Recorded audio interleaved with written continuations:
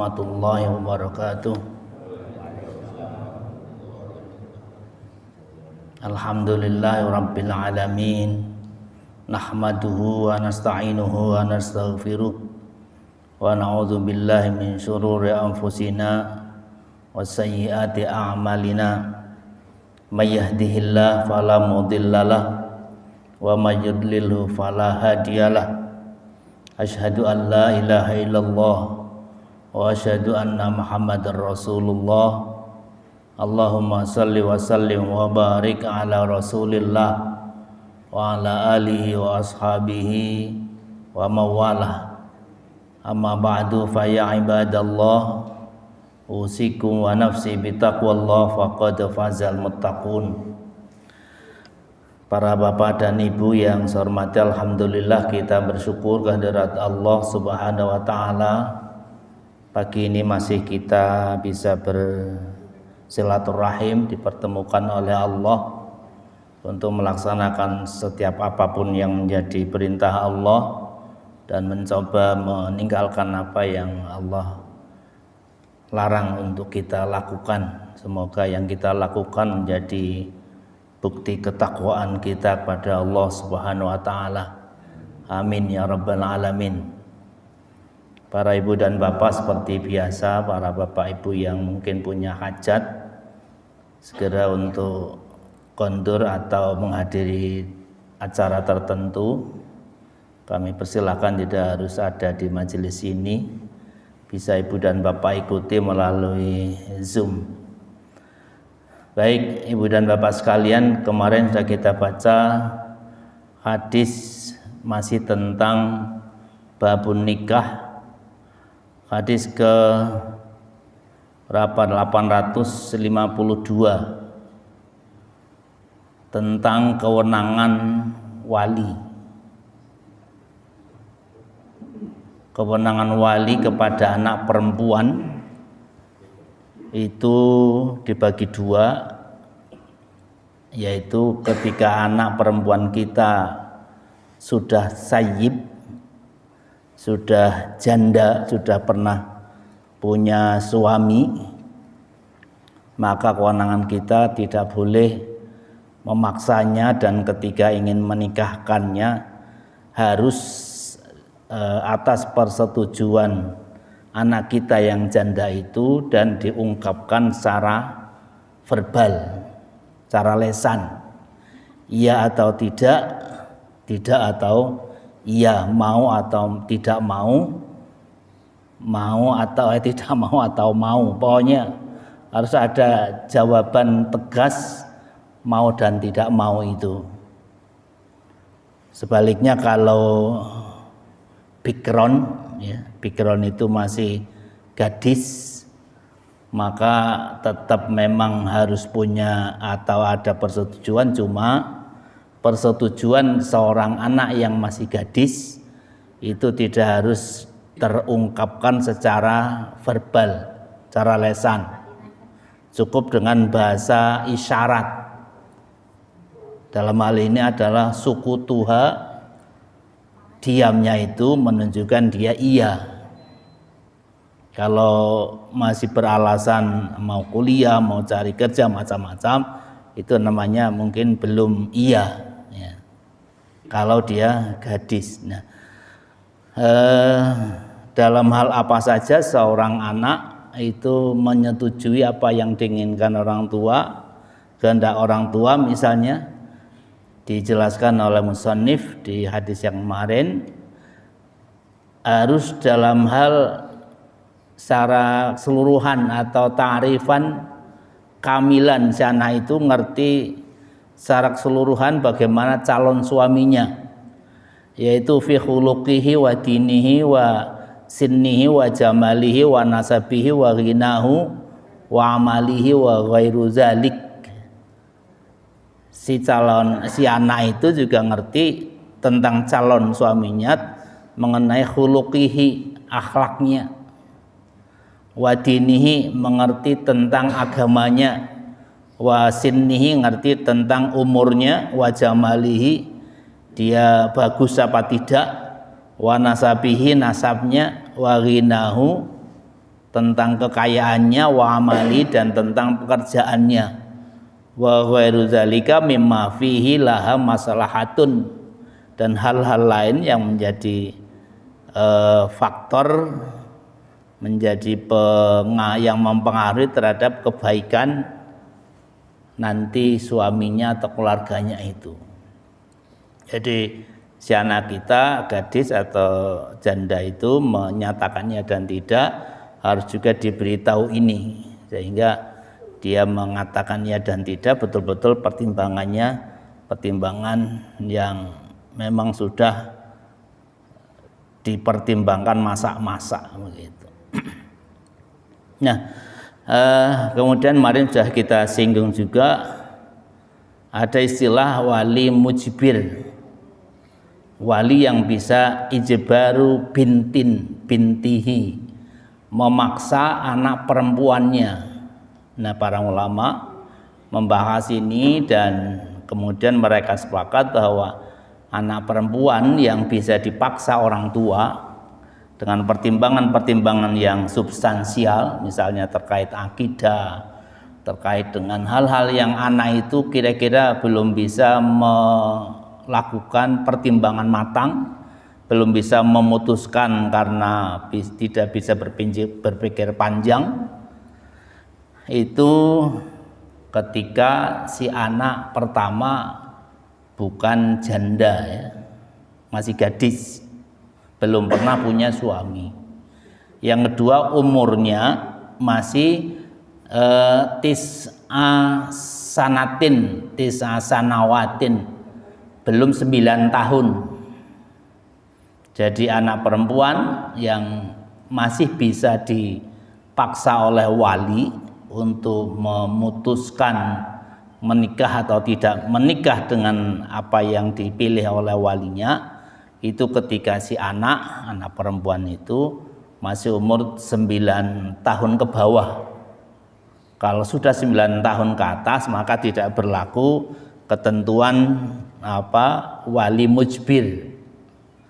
Dan di ketentuan kita Indonesia nyaris tidak lagi ada kewenangan mujbir itu.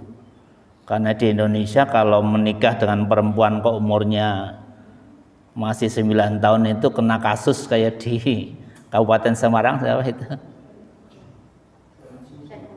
Syekh Puji ya. Syekh Puji itu nikah dengan anak umur di bawah ketentuan undang-undang, itu jadi masalah ya.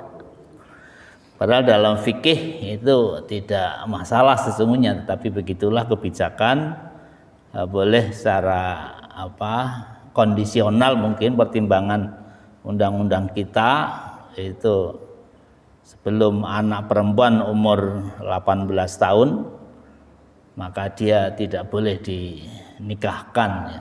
Sehingga ketentuan ijbaru bintin, memaksa anak perempuan, itu nyaris tidak ada lagi di ketentuan kita.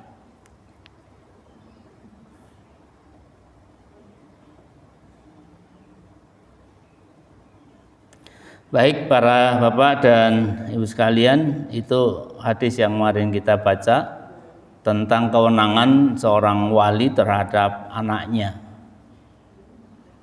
Kita baca hadis berikutnya, hadis ke-853, wa an Nafi' an ibni Umar radhiyallahu anhuma qala naha Rasulullah sallallahu alaihi wasallam anis syighar wasyigharu ayyuzawwijar rajulu banatahu ala ayyuzawwijahul akhar ibnatahu walaisa bainahuma sadaqun muttafaqun alaihi wattafaqa min wajhin akhar ala anna tafsir asy-syighar min kalami Nafi'. Hadis dari Nafi', dari Ibnu Umar, dari Abdullah bin Umar radhiyallahu anhuma, dia berkata bahwa Rasulullah sallallahu alaihi wasallam melarang nikah syighar. nikah shighar adalah nikah yang dilakukan seorang laki-laki menikahkan anak perempuannya dengan ketentuan agar si calon pengantin laki-lakinya menikahkan anak perempuannya untuk dia, dan tidak ada sodakun, tidak ada mahar, tidak ada mas kawin.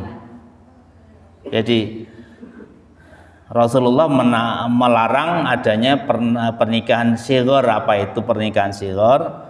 Pernikahan barteran. Seorang ayah misalnya bernama A punya anak perempuan, kemudian laki-laki lain bernama B juga punya anak perempuan.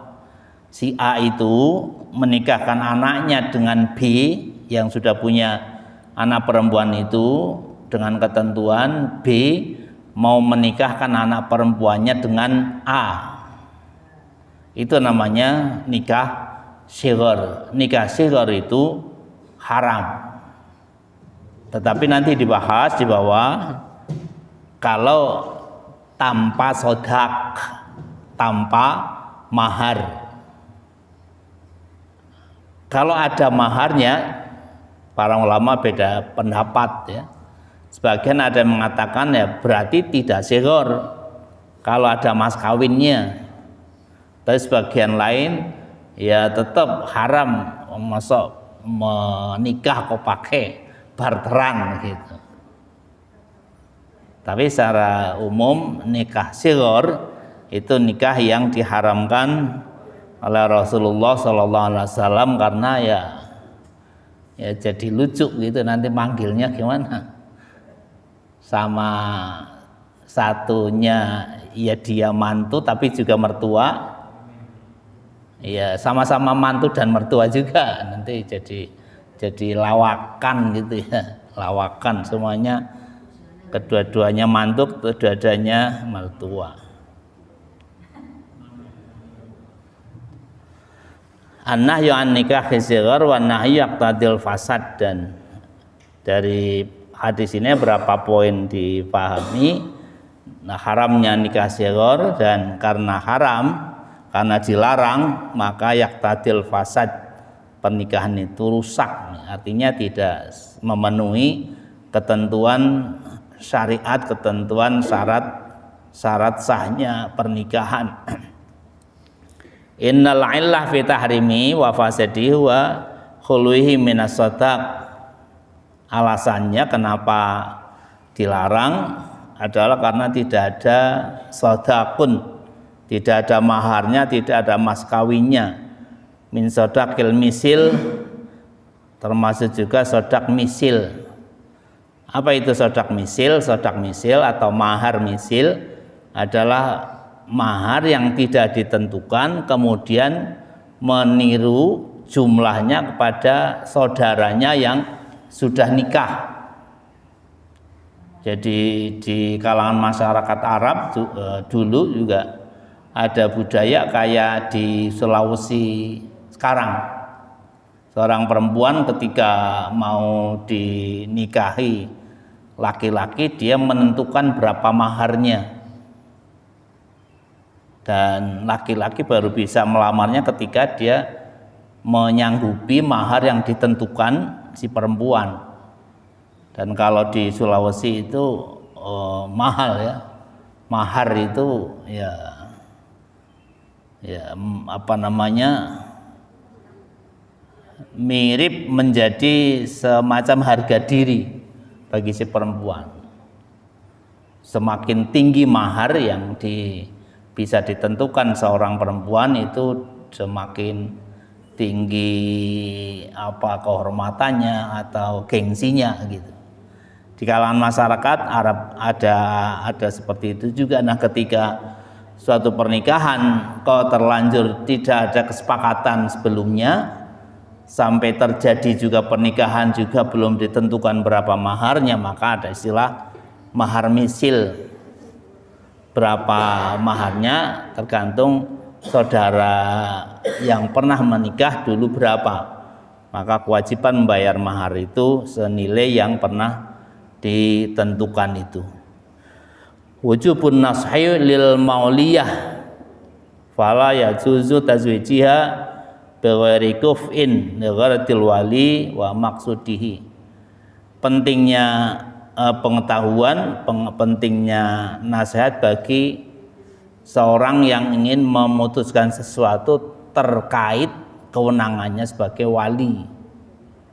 Jadi seorang wali ketika mau memutuskan sesuatu, termasuk apalagi ketika harus memutuskan secara ijbar, ya, memaksa anak perempuan, itu harus dia punya pertimbangan dan pengetahuan terhadap apa yang harus ia putuskan itu. Fala yajuzu tazwijiha bi ghairi kuf'in. Seorang wali tidak bisa memaksa anak perempuannya untuk menikah kecuali kalau memang sudah sekufu.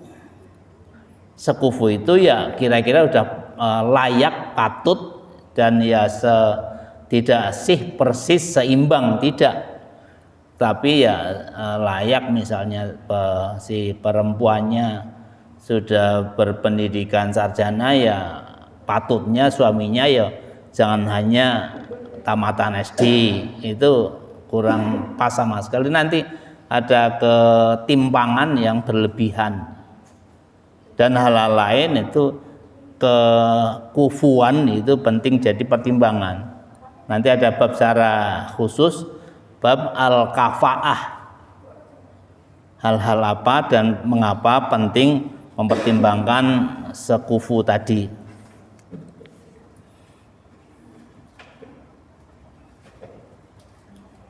Bima annahum ja'alul illah fi ibtali hadzal nikah ya khalwatun minas sadaq fa innahu yajuzu ayuzawijahu waliyatahu ala ayuzawijahul akhar.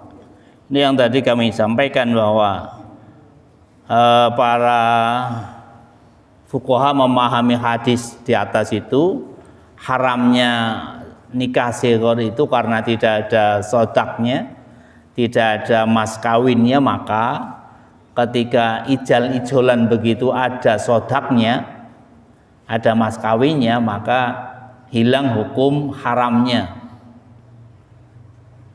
Jadi tidak ada ilah lagi adanya larangan menikahkan shighar tadi.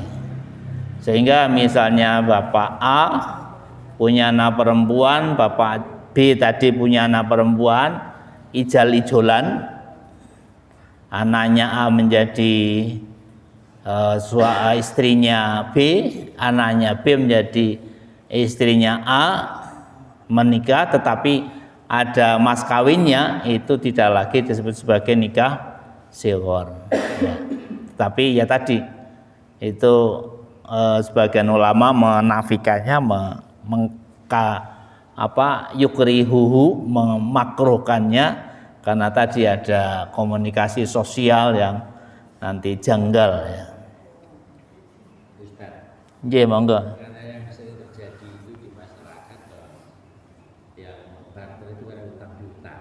Nggih. Jadi dia tidak memberikan mahar, tetapi kalau kamu nikah dengan anak saya utang lunas. Lunas. Nggih. Ya, itu banyak dicerita ketoprak dulu juga, ya. Ya. Anak untuk nyarutang itu yang ya kebangetannya wali, ya keterlaluannya wali. Akan lebih elegan kalau kemudian secara rahasia si yang mau maksa jadi menantu itu ngasih uang sama calon mertua dulu gitu, ya. Ngasih uang sama calon mertua, kemudian disarutang calon mantunya, anaknya jangan sampai tahu, baru kemudian si pahlawan itu yang ngutangi tapi kemudian bisa tersarutangi oleh calon mertuanya karena diberi oleh dia, baru melamarnya dan sudah ada sepakatan di belakang layar dia akan menerimanya, itu akan lebih elegan. Tapi kalau terang-terangan ada seorang punya utang ndak bisa ndak bisa nyarutang, kemudian disarutang dengan anaknya, itu ya wali yang kebangetan itu. Secara fikih boleh-boleh saja, ya. sah-sah saja, tidak ada larangan.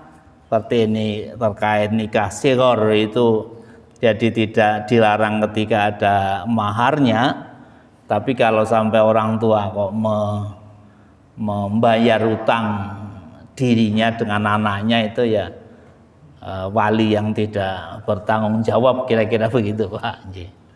Jadi praktek-praktek seperti itu saya kira dari sisi kepatutan sosiologis itu kasihan anaknya. Nanti sekuat apapun ditutup kan lama-lama ya tetangga tahu, orang-orang akan tahu, itu akan menjadi beban psikologis yang luar biasa beratnya bagi anak kita. Dan ketika seorang mengarungi bahtera keluarga, menjadi istri, menjadi suami, kalau sudah membawa beban yang sangat berat begitu, itu sulit untuk membangun sakinah mawaddah warahmah itu. Saya yakin itu.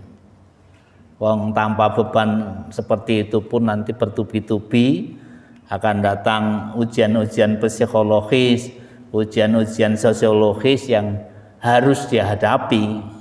Apalagi kalau sejak awal sudah dibekali beban berat seperti itu, kasihan anak kita.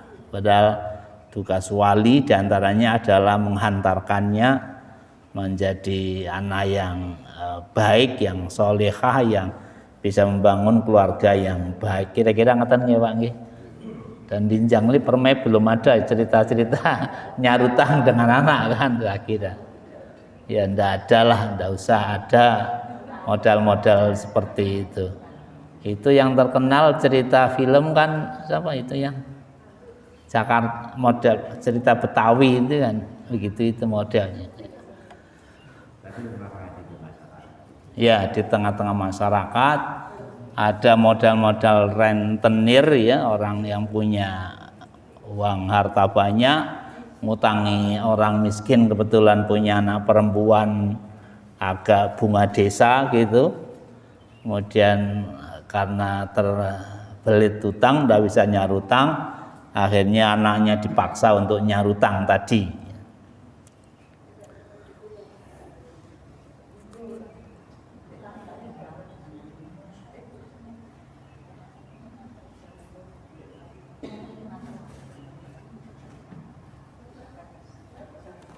Ajma'al ulama ala tahrim hadzal nikah wa talafu fi butlanihi fa inda Abi Hanifah anna nikah yasih wa yafrudu laha mahrun misliha.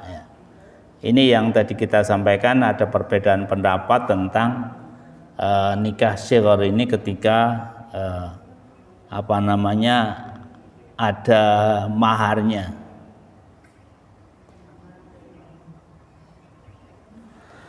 Fil hadis wujubun nashi wal ijtihad liman tawalla wilayatan min saghirin aw sa'yihi aw nadarati waqfin aw wadifatin aw ayu amalin yusnitu ilaihi wa yajibun nashu fihi wal ikhlas. Ya, jadi seorang wali ketika punya anak tentu harus mencoba mengetahui apa yang menjadi kewajibannya dan kemudian kira-kira keputusan apa yang akan ia lakukan ketika punya anak, apalagi ketika misalnya mau memaksa anak untuk tadi menikah sesuai yang ia kehendaki, karena haknya sebagai wali yang boleh ijbarul binti, bisa memaksa anak kita. Baik, kita teruskan hadis ke 853 jadi tentang larangan nikah sighar, yaitu barteran anak untuk dinikahkan dengan dirinya dengan syarat agar anak yang calon mantunya juga dinikahkan dengan dia.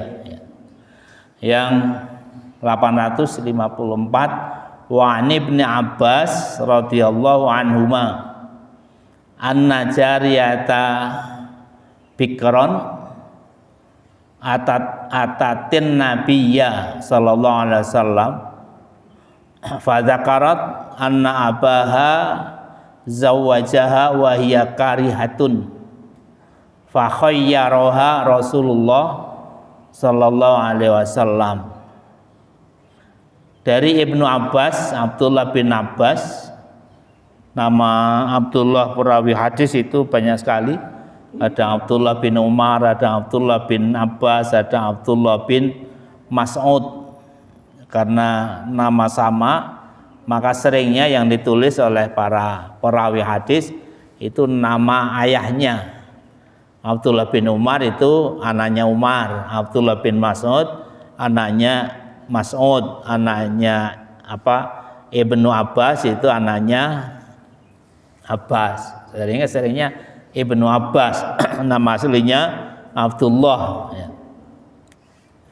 Abdullah bin Abbas radhiyallahu anhu menceritakan anna jariyata bikran, ada seorang gadis perempuan yang mendatangi Nabi, lapor pada Nabi.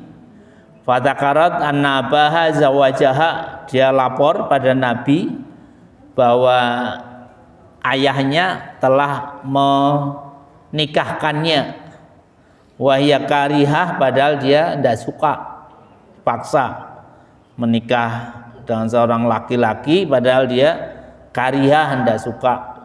Fa khayyaraha Rasulullah, maka Rasulullah memberikan kesempatan padanya untuk memilih. Khayyara yukhayyiru itu menyerahkan dia untuk memilih.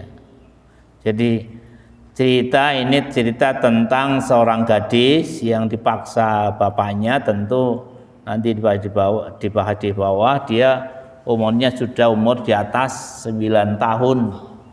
Ya, dia sudah punya hak untuk ikut menentukan dirinya, memilih calon suaminya. Orang tua atau wali tidak boleh sembarang memaksanya karena dia sudah bisa ikut menentukan. Nah, ketika dia kok dipaksa, tidak tahu apa karena dalam rangka nyarutang apa bukan itu Pak, tapi ceritanya itu dipaksa, kemudian lapor Nabi. Nah, ketika lapor pada Nabi, maka dia diberikan diberi hak, silakan milih apa mau terus apa mau dibatalkan gitu. Itu betapa Rasulullah sesungguhnya telah memberikan hak yang proporsional pada para perempuan ya. Dan itu yang kemudian di akhir zaman-zaman akhir sekarang sering didengung-dengungkan sebagai emansipasi wanita, padahal Rasulullah SAW sejak dulu sudah melakukan itu. Hadal hadis yufidu ma'fadatul ahadis as-sabiqah min annal mar'atal lati ta'rifu masalihan nikah la tujbiru ala nikah la min nabiha wa la min ghairihi minal awliya wa namroha biyadiha wa ingkanat bikron. Hadis ini seperti juga hadis-hadis sebelumnya memberikan pengertian bahwa seorang perempuan yang sudah tahu bagaimana baiknya memilih calon suami itu tidak boleh dipaksa, la tujbiru, tidak boleh dipaksa alan nikah untuk menikah, baik oleh ayahnya maupun oleh lain-lainnya dari para wali-wali yang ada itu. Karena segala keputusan untuk masa depan dirinya itu biyadiha wa ingkana bikron, ditentukan oleh dirinya walaupun dia seorang gadis ya. Jadi kewenangan atau hak seorang anak gadis untuk ikut menentukan pilihan calon suaminya. Waqad taqaddama tahrirul khilaf fi hadhil masalah qariban. Qala Syekhul Islam anna manatal ijbar was sighar la anna manatiha al bikarah. Jadi ketentuan seorang anak itu bisa dipaksa itu tidak hanya apakah dia gadis atau sudah janda, tetapi juga yang lebih penting adalah as-sighornya itu kecil atau besarnya, dewasanya. Dan para ulama sepakat ukurannya atau batasannya itu 9 tahun itu, ya, 9 tahun. Sedikit tambahan tadi tentang janda dan tidak jandanya perempuan yang ternyata memilah antara bahasa jawabannya verbal atau tidak verbal. Para ulama juga membahas sampai hal sekecil itu dibahas. Mereka sepakat kalau sudah punya suami jelas itu sayyib, sudah sayyib, tidak lagi gadis.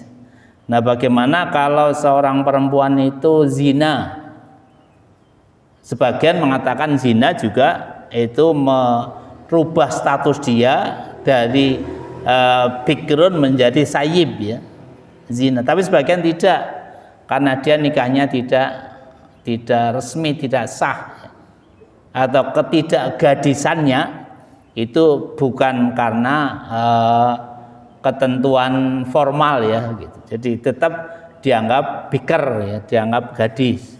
Tapi sebagian ulama tidak, ya, tidak, tetap sudah termasuk sayyib, termasuk tidak gadis lagi.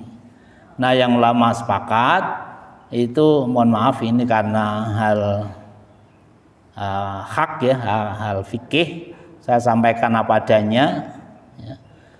Termasuk anak perempuan yang secara medis dinyatakan tidak lagi gadis atau tidak lagi perawan, maaf, karena hal-hal yang misalnya olahragawati atau kecelakaan atau alasan-alasan lainnya.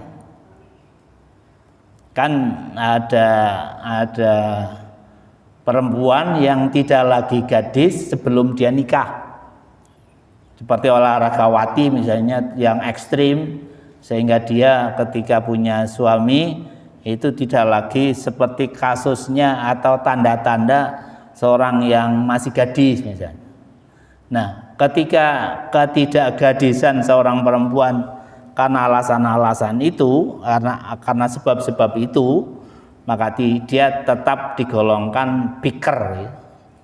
Tidak atau belum menjadi sayyib, ya, belum dianggap janda. Sehingga ketika dia memutuskan mau dan tidak mau untuk dinikahkan dengan seorang oleh walinya, dia cukup jawabannya bisukutiha, dengan diam, ya. Tidak harus secara verbal, jawabannya seperti seorang sayyib. Ini tadi belum sempat kita jelaskan sedikit tambahan itu.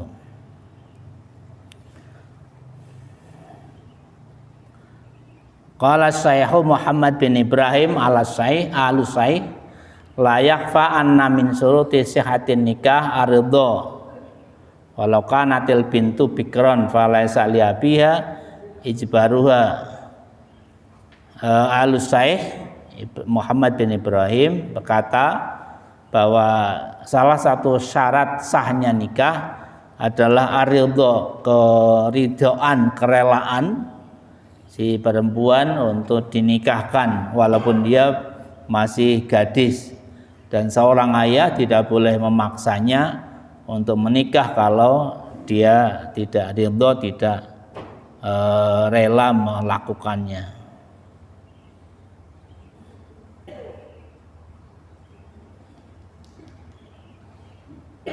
Poin keempat hampir sama, ya, tentang kewenangan ayah, kewenangan wali untuk memaksa anaknya.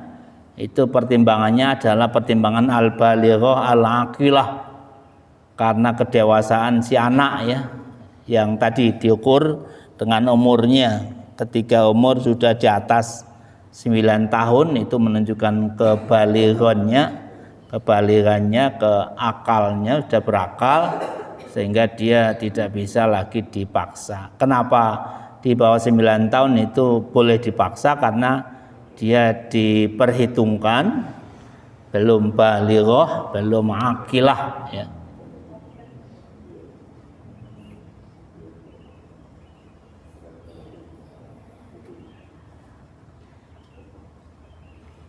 Baik, itu hadis yang ke-854 tentang kewenangan seorang wali tetap dibatasi dengan siapa anak kita. Kalau umurnya masih umur di bawah 9 tahun itu memang bisa, tapi kalau sudah di atas itu tidak bisa. Dan kemudian tentang nikah sihor yang dilarang tadi juga ada perhitungan, ada perkaitannya dengan ini. Hadis berikutnya 855, wa anil Hasan an Samrah radhiyallahu anhu anin Nabi sallallahu alaihi wasallam qala ayyuma mar'atin zawwajaha waliyani fahiya lil awwali minhuma, rawahu Ahmad wal arba'ah wa hasanahu Tirmizi. Dari Hasan dari Samrah radhiyallahu anhu dari Nabi SAW, beliau bersabda, manapun wanita manapun zawajaha yang dinikahkan waliyani oleh dua orang wali, faya lil awwali minhuma, maka yang berlaku itu yang pertama. Nah, mungkin kita bertanya lah, kok iso sampai ada perempuan dinikahkan dua orang wali? Ini mirip-mirip kasus tadi ya, mirip-mirip anak yang dipaksa oleh orang tua dengan motif-motif tertentu ya. Jadi anak perempuan kalau dinikahkan oleh wali sampai 2 kali, misalnya yang satu dinikahkan oleh kakak kandungnya, yang satu oleh adik kandungnya, sama-sama bisa jadi wali, maka yang berlaku adalah yang pertama menikahkan. Apa mungkin terjadi? Bisa saja, karena syarat dan rukun nikah itu tidak harus ada kehadiran si anak perempuan. Yang penting pengantin lakinya. Cuma tadi kalau dibahas hadis di atasnya kan, ridho itu kerelaan si anak perempuan itu juga menjadi syarat sahnya pernikahan. Nah, kasus ini berarti tidak memperhatikan sisi itu, tidak memperhatikan sisi kemauan dan keridhaan si anak perempuan. Jadi wali asal menikahkan saja ya, tanpa meminta pertimbangan mau atau tidak mau. Kasus ini mungkin kasus untuk anak yang di bawah 9 tahun itu. Sehingga ketika terjadi seperti itu, ada wali menikahkan seorang anak perempuan, kemudian wali lainnya juga, apapun motifnya, dan ternyata memenuhi ketentuan fikhiyah tentang nikah misalnya, maka yang berlaku adalah wali pertama. Nanti memang dibahas, kalau walinya tidak setara, artinya lebih berhak salah satunya, yang satu dinikahkan bapaknya, kemudian tanpa sepengetahuannya juga dinikahkan oleh pamannya misalnya, oleh wali lainnya yang al-ab'ad, yang lebih jauh, maka tetap yang berlaku adalah keputusan wali yang akrab, yang lebih dekat, yaitu bapaknya. Nah, ini baru terjadi pembahasan ketika sama-sama jauhnya atau sama-sama dekatnya, yaitu misalnya antara saudara kandung, yang satunya kakaknya, satunya adiknya, itu kan urutannya sama, kewenangannya untuk menjadi wali itu sama ya, sakik itu saudara kandung itu. Nah, ketika terjadi seperti itu, maka yang diutamakan atau yang berlaku adalah yang lebih dulu menikahkan itu. Berapa poin yang dicatat, disimpulkan oleh musannif, wilayatun nikah martabatun minal ab faljad wa in ala. Jadi urutan kewenangan wali nikah itu berjenjang dari ayah, kakek dan seterusnya. Kemudian anak, saudara kandung dan seterusnya. Fal aqrab minal asobah ala kasbi takdimi fil miras, maka yang lebih dekat diperhitungkan dari urutan kewenangan atau hak dia memperoleh asobah, sisa warisan, sesuai dengan mana yang didahulukan.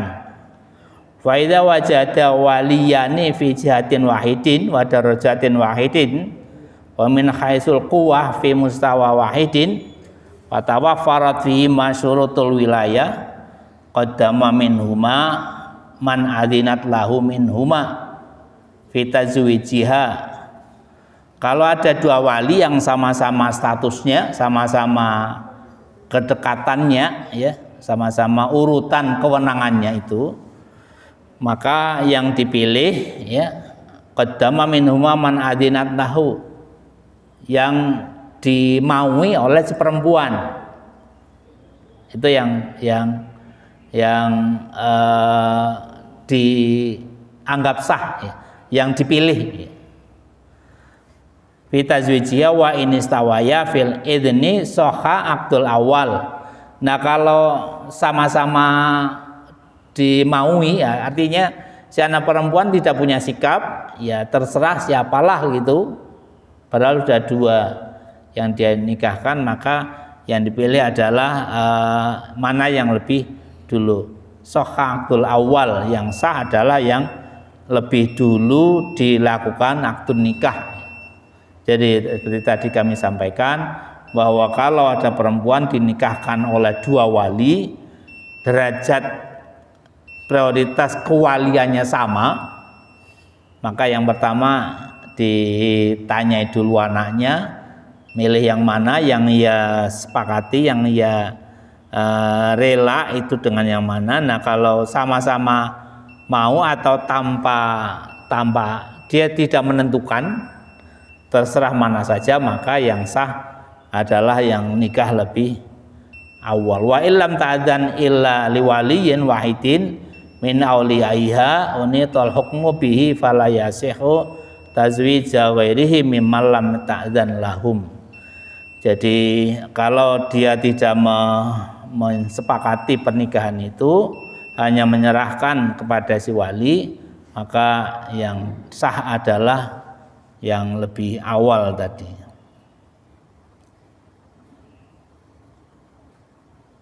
Yang poin-poin yang lain hampir sama, bahas tentang mana yang harus ditentukan, yang menentukan kesahannya dari pernikahan yang tadi, yang dilakukan dua tadi.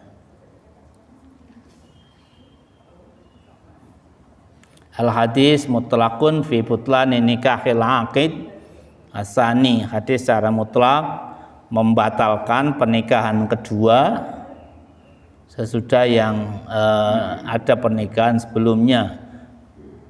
Min duni dzikri idniha lauma aw adami, tanpa mempersoalkan izin atau kemauan si perempuan untuk menikah. Walakinnahu yuqitu bil hadis al-mutaqaddimah, tetapi kemudian ada hadis-hadis lain yang menentukan, mengqayyidkan yang hadis ini, sehingga harus ada izin dari si perempuan.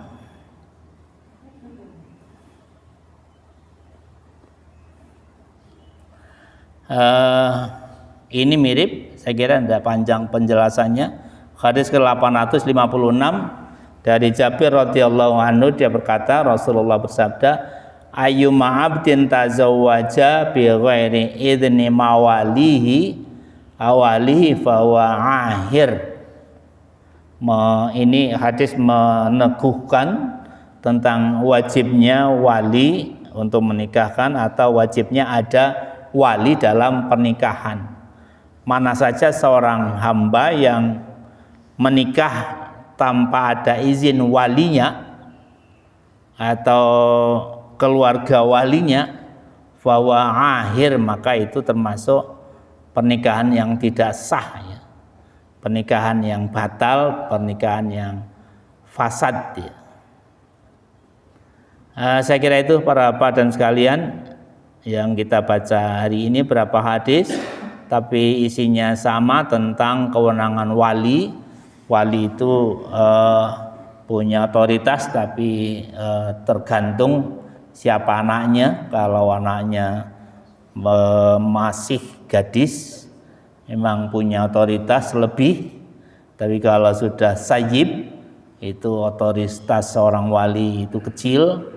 Dan masih gadis itu pun dibagi dua, antara umur sebelum maupun sesudah 9 tahun. Ketentuan wali boleh memaksa dengan pertimbangan-pertimbangan yang penting tentunya ketika anak perempuannya itu masih umur di bawah 9 tahun. Kalau sudah di atas itu maka tidak bisa lagi ada paksaan pada anak perempuan. Saya kira itu untuk hari ini. Semoga manfaat. Mohon maaf atas kekurangannya. Assalamualaikum warahmatullahi wabarakatuh.